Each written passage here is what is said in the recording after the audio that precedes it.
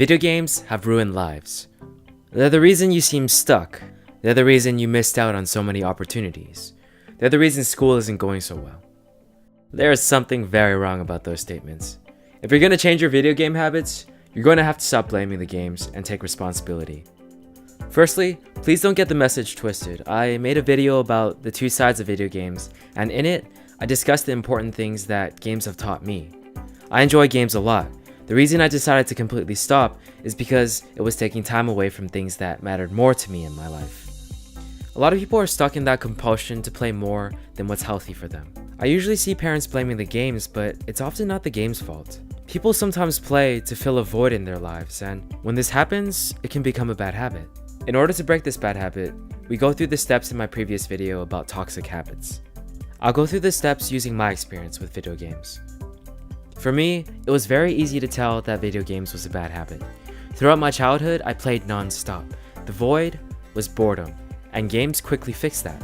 Whenever I felt bored, sad, or any negative feelings, I could just turn to video games to feel better and escape reality. When this became a bad habit, it stuck with me into high school. By then, I had dance and piano to fill the void, but games were more familiar to me, so I often chose that over anything else, sometimes just playing for the entire day.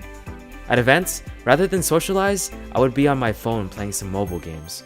The problem was so visible to me that I made rules for myself that I wouldn't download mobile games on my phone. So instead, I would take my friends' phones and play Candy Crush. Kinda defeats the purpose of the rule. Pretty bad habit, and I knew it. I justified it since, everybody else is doing it. It's normal. So what changed? The second year of college hit, and I began to feel a desire for something much more important. I decided I wanted to graduate college 1 year early so I can attempt to try to start my own business. I couldn't do this if games took my time. I had a bigger why that filled the void and made it clear. Quit playing or fail what I set out to do. It was a very, very good initial push. It didn't just stop though. Inflection points came and I had no plan. After a week of continuous exams, I would sometimes play some games that caused me to procrastinate, even after college finished, and I just felt lost about what I should do next. I just went ahead and played some games. Whenever I felt that void, playing was the best escape for me.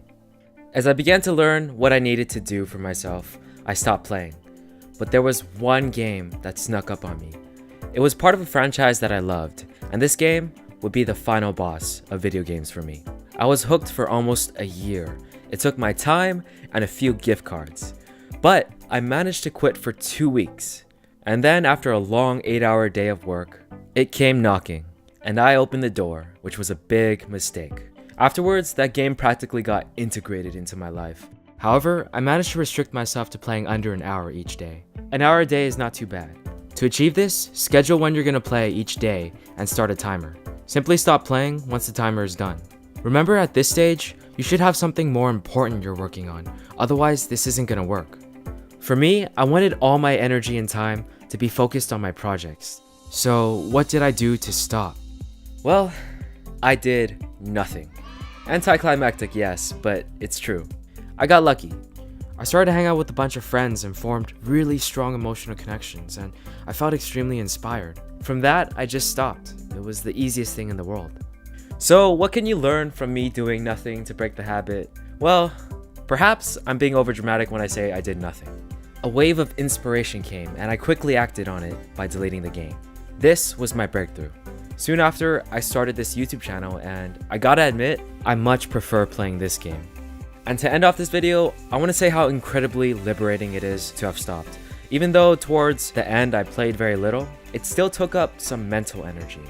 I thought about the game while not playing it, and I anticipated playing it. So after I stopped, it's like all of that mental energy and space was taken back, allowing me to move forward better than ever before. If you've got something that you really want to accomplish, it's worth trying to take back your mental space and energy and directing everything you've got towards your dreams. As a final note, I know that I illustrated the process through my experience, but I truly believe that the true challenge is finding that thing that fills the void, a why for your existence, a purpose that calls you. Once you discover it, you're gonna find that you're playing a whole new game.